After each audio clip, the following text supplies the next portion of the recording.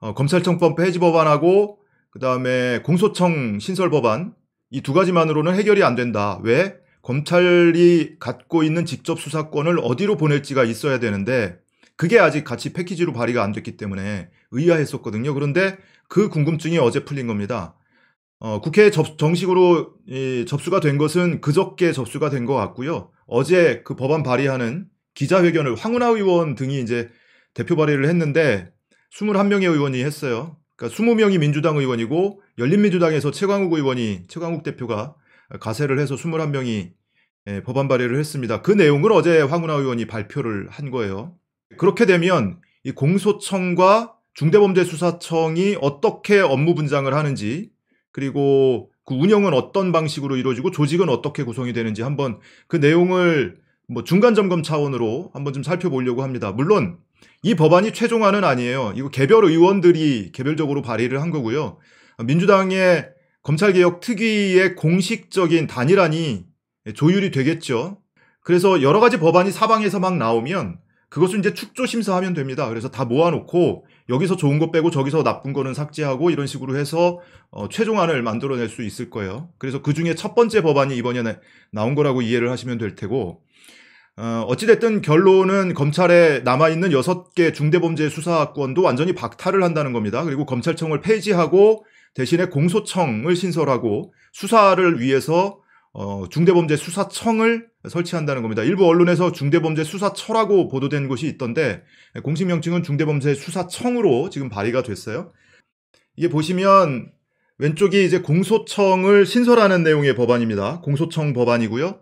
오른쪽이 중대범죄 수사청을 신설하는 내용입니다. 역할이 완전히 나뉘는 거예요. 그러니까 공소청에서는 공소의 제기 및 유지, 그러니까 기소를 이제 검찰이 하는 것을 공소라고 하죠. 그래서 기소권만 남겨두는 거고요. 그리고 중대범죄수사청으로 현재 검찰청법에 6개 이 수사 권한이 지금 남아 있잖아요. 부패범죄, 경제범죄, 공직자범죄, 선거범죄, 방위사업범죄, 대형참사. 그리고 이제 세부적인 내용은 대통령령으로 지금 정해져 있고요. 거기에는 뭐 직권남용을 비롯해서 뇌물죄라든지 이런 것들이 이제 세부적으로 지금 정해져 있는데 그 6가지 범죄 그리고 수사 및 공소 업무에 종사하는 공무원에 행한 범죄. 그러니까 지금 검찰청법에는 경찰 공무원이 행한 범죄를 검찰이 이제 수사하도록 그렇게 명문화되어 있는데 그것과 뭐 비슷한 내용입니다. 그걸 포함해서 이제 6개 중대범죄 수사는 중대범죄 수사청으로 넘어간다라는 거고요. 조직을 보시면 마찬가지로 뭐 차관급으로 보시면 될 것 같아요. 공소청에는 2단계의 기관이 신설됩니다. 고등공소청과 지방공소청. 그러니까 지금 검찰을 기준으로 말씀을 드리자면 고등검찰청과 지방검찰청이 있잖아요. 그 밑에는 뭐 지청이 있죠. 그리고 그 위에 대검찰청이 있는데 대검찰청과 같은 기능이 고등공소청으로 옮겨지는 겁니다. 그래서 밑에 보시면 고등공소청장을 검찰총장이 맡도록 돼 있어요. 그리고 각 지방에 지방공소청, 그리고 그 밑에 이제 지청을 둘 수 있게 돼 있죠. 그런가 하면 이제 중대범죄수사청에는 중대범죄수사청이 있고요. 지방수사청이 있습니다. 지금 경찰에 지방경찰청이 있잖아요.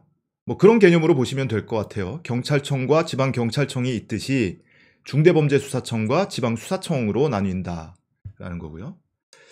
그 다음에 이 청장의 지위는 공소청의 경우에는 예를 들어서 윤석열이 지금 검찰총장이다. 그러면 검찰총장이라는 명칭은 그대로 두고 공소청장, 고등공소청장을 맡게 됩니다. 고등공소청장의 지위는 차관급 대우를 해주게 돼 있어요.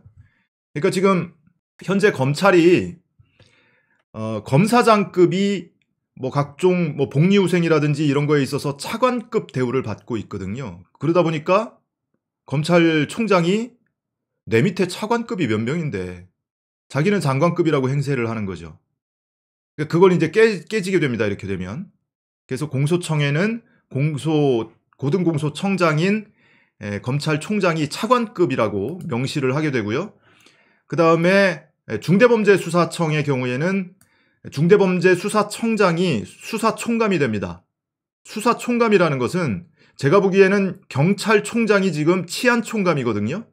그러니까 경찰청장급의 지위를 부여하는 것 같아요. 차장은 수사정감. 그러니까 경찰청 차장이 치안정감입니다, 지금. 그래서 경찰청장과 차장의 지위와 동일한 수준을 만들어 놨다, 이렇게 보시면 될 것 같고요. 자격 기준을 보면 고등공소청장, 즉 검찰총장은 15년 이상 판사, 검사 또는 변호사로 재직을 한 사람 뿐만이 아니고, 여긴 축약해서 이렇게 세 가지만 지금 기재를 해놨는데요. 정확히 읽어드리면 검찰총장은 15년 이상 판사, 검사 또는 변호사로 재직했거나 변호사 자격이 있는 사람으로서 공공기관 등에서 법률에 관한 사무에 종사했거나 대학의 법률학 조교수 이상으로 재직했던 사람 중에서 임명한다, 이렇게 되어 있습니다. 그리고 중대범죄수사청장도 비슷한 경력을 요구를 하고 있죠. 15년 이상의 판사, 검사, 변호사로 재직한 사람이 해당이 되고, 그 밖에 기준이 뭐 비슷합니다. 국가기관이나 지방자치단체, 그리고 공공기관에서 수사에 관한 사무에 종사한 사람, 그리고 법률학 조교수 이상으로 재직했던 사람 중에서 임명한다, 이렇게 되어 있습니다. 그러니까 공소청장과 중대범죄수사청장의 지위가 같아지는 거예요. 자, 그리고 이제 공소청에는 검사가 있고 중대범죄수사청에는 수사관이 있잖아요. 공소청 검사는 변호사 자격을 보유하고 있는 사람이 해당이 되는데, 구체적으로는 변호사의 자격이 있는 사람 중에서 임명하고, 검사의 임명과 보직은 법무부 장관의 제청으로 대통령이 하며, 검찰총장을 임명할 때에는 국회의 인사청문회를 거쳐야 한다, 이렇게 명시되어 있습니다. 그리고 중대범죄수사청에는 검사는 없어요. 수사관만 있습니다.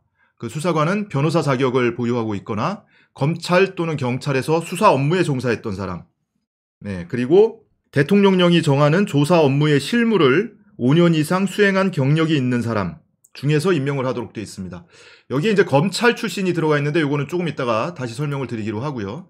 그리고 기타 규정을 보면 공소청 검사는 2,000명 이내로 규정을 하고 있습니다. 현행 정원에 관한 법률상으로는 2,000명이 좀 넘죠. 2,200여 명 될 겁니다. 2,292명인가? 제가 정확히 기억이 안 나는데 그 정도 될 거예요. 그러니까 조금 숫자가 줄은 거고요. 그리고 중대범죄수사청의 수사관 중에는 검사 출신은 각 직급별로 절반 이내에서만 임명을 할수록 규정을 해놨습니다.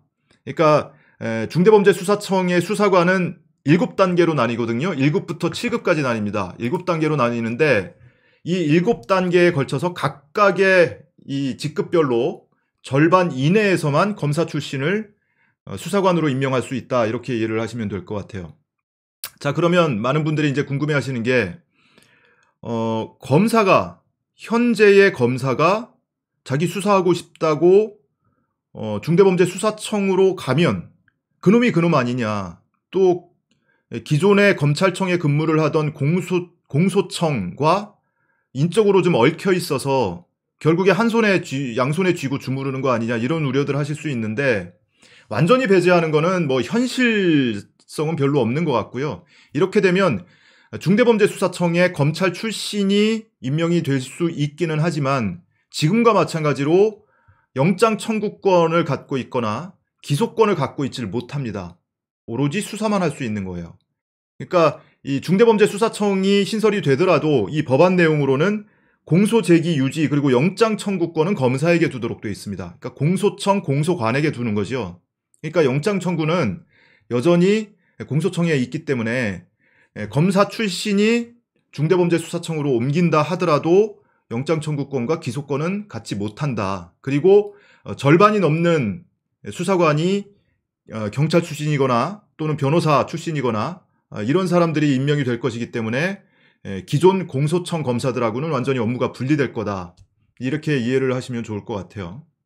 그리고 검찰에서 수사 기능이 많이 이제 떨어져 나오는 건데, 그렇게 되면 이미 지금 출범한 공수처, 고위공직자 범죄수사처, 공수처로 고위공직자에 대한 수사권은 넘어가는 거고요. 그리고 이 중대범죄수사청으로 나머지 6대 중대범죄수사가 넘어가는 거고요. 이거는 이제 검찰청에 남아있던 6대 범죄가 고스란히 넘어가는 겁니다.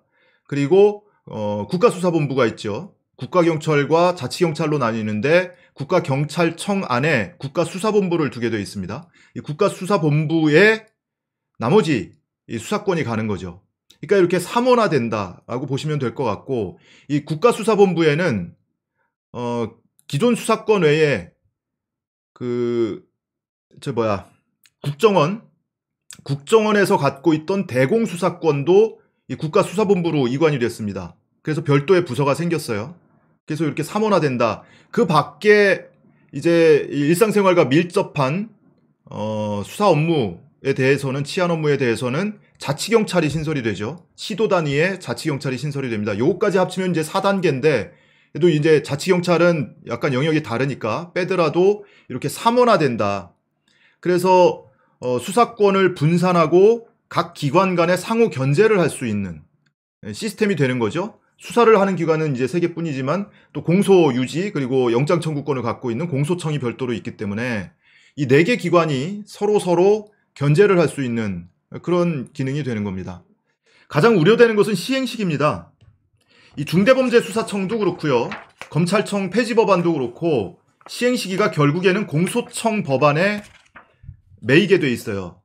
공소청 법안이 만들어져서 그게 시행이 돼야 검찰청도 폐지를 하고 그 다음에 맞물려서 중대범죄수사청도 신설을 하고 이게 서로 유기적으로 같이 동시에 이루어질 수밖에 없거든요. 근데 이제 공소청 법안에 그러면 시행시기가 어떻게 규정되어 있냐 보면 2024년 1월 1일로 되어 있습니다. 시행시기가 부칙 1조입니다. 이 법은 2024년 1월 1일부터 시행한다 이렇게 돼 있어요. 그러면은 앞으로도 3년 더 있어야 된다는 얘기인데 이거는 조금 문제가 있다.